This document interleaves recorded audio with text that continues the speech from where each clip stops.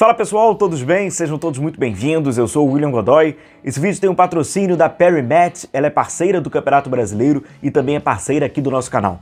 Nós estamos aqui disponibilizando para vocês um cupom promocional e exclusivo para você ganhar até R$ 1.500 de bônus aqui, ó, WFLA. Você depositou 100, retorna 200, depositou 200, retorna 400, depositou 400, retorna 800, até 1.500 com a PerryMatch, que tem atendimento 24 horas nos 7 dias da semana. É muito fácil, você cria a sua conta, faz o seu depósito, insere o nosso cupom WFLA e garanta até R$ 1.500 de bônus.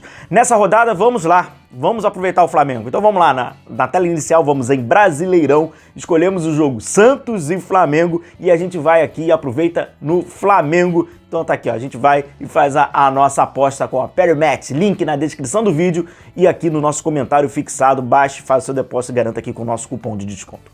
Bom galera, vamos lá, vamos falar um pouquinho aqui sobre o Pedro Caixinha, treinador do Bragantino. Ele acabou prestando um serviço ao Flamengo, porque após a partida, ele acabou dando uma declaração muito importante que pode se tornar, inclusive, uma dica ao Flamengo.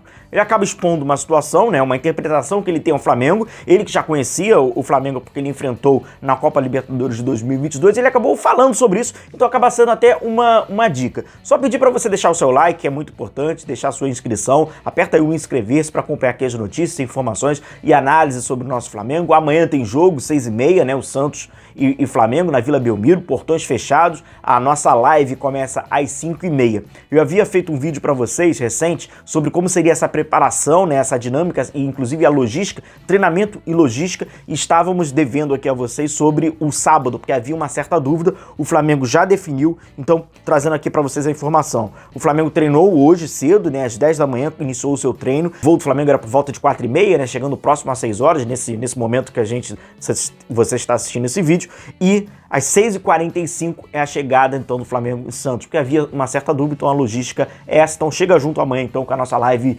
pré-jogo. E aí o Pedro Caixinha, ele acabou falando após o jogo sobre uma questão que é muito importante. Primeiro a gente tem que contextualizar.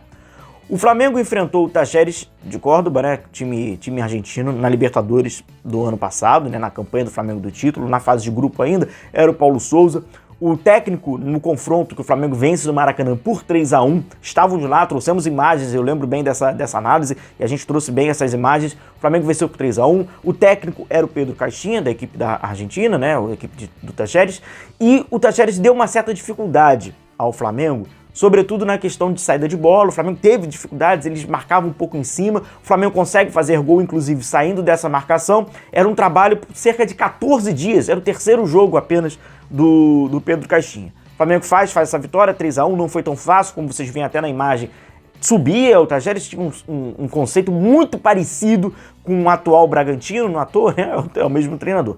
E no jogo, né, na volta, né, no jogo na Argentina, em Córdoba, o Flamengo empatou por 2-2, o Talleres teve a mesma postura, foi um jogo que o Flamengo fez um molinho do Arão, tal, mas conseguiu fazer o empate, sair de lá com um ponto ainda na fase de grupos. A escalação do Flamengo para esse jogo, contra o Talleres, na vitória por 3-1 tinha o Santos, o Ilharão, Davi Luiz, que está presente nesse time atual, Felipe Luiz, João Gomes, Thiago Maia, presente, o Matheus, né, o Mateuzinho, o Everton Ribeiro presente, o Arrascaeta presente, o Bruno Henrique, que acabou entrando no segundo tempo, e o Gabigol, que ficou fora da partida. O que o Pedro Caixinha acabou falando?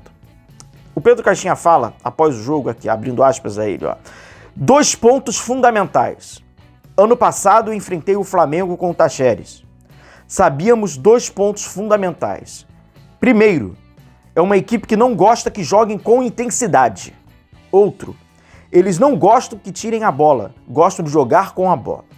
Mas também tinha o nosso histórico contra eles. Eles sabiam que teriam dificuldades aqui, portanto, trabalhamos isso durante a semana.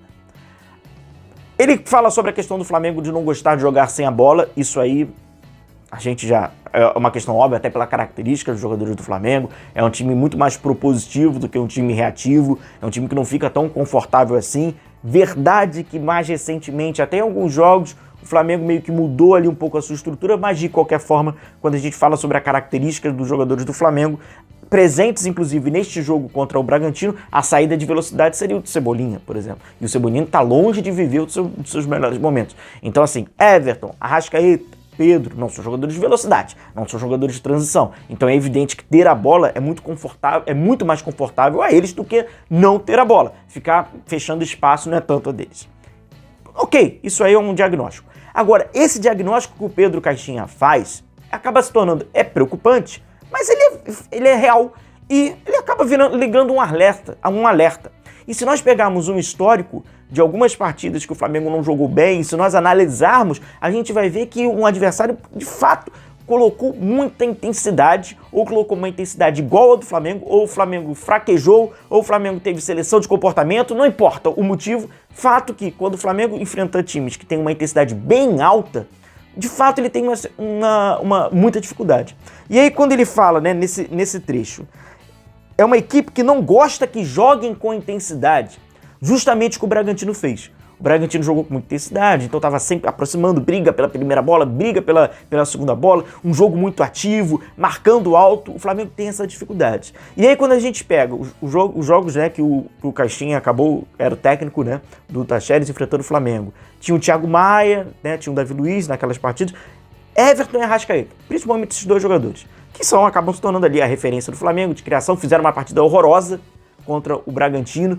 E se a gente pega um histórico, o jogo contra o Ceará, o Flamengo perde no Castelão no jogo contra o Ceará, um jogo que assim, o Flamengo faz o Sobral, que até a gente acabou brincando na ocasião, o Sobral acabou sobrando naquela partida, foi um time que fez muita intensidade, o Atlético Paranaense em jogos que deu dificuldade, o Flamengo teve muita intensidade. O Flamengo, na verdade, ele prefere, é claro que vai ter a dificuldade, mas ele está preferindo esses jogadores por característica. Eles preferem que o time jogue todo fechado contra eles, apesar de ter essa dificuldade, mas que não fique um jogo de imposição, de primeira, de segunda bola, e buscar a marcação um pouco mais alta, encurtar o campo para o Pedro, que não tem a profundidade, então você encurta. Então o Flamengo está tendo dificuldades assim. E um treinador que chegou há pouco, mas já enfrentou o Flamengo, e agora na primeira oportunidade ele repete isso e fala isso, o Flamengo tem que assimilar, e acaba se tornando uma dica. Ele deu uma dica pro Sampaoli. Então, porque colocar intensidade é simples, né? O time mais bem preparado fisicamente, mesmo inferior ao Flamengo, mas colocando intensidade, usando uma estratégia, ele vai causar dificuldades ao Flamengo. O que a gente vê muitas vezes é que os adversários podem até empregar essa intensidade, mas ele coloca lá no último terço, próximo à sua área, é muito mais confortável o Flamengo. Então, sem dúvida nenhuma, o Flamengo não pode ficar à mercê de se o adversário vai escolher isso ou não, como ele falou. O Flamengo prefere escolher times que não tenham intensidade e não disputem a bola com ele. Cara, eu acho, particularmente, a gente acompanhando os jogos do Flamengo, não apenas esse ano, mas acompanhando o histórico do Flamengo, acompanhando o histórico desses jogadores, até por característica, eu acho um diagnóstico muito correto.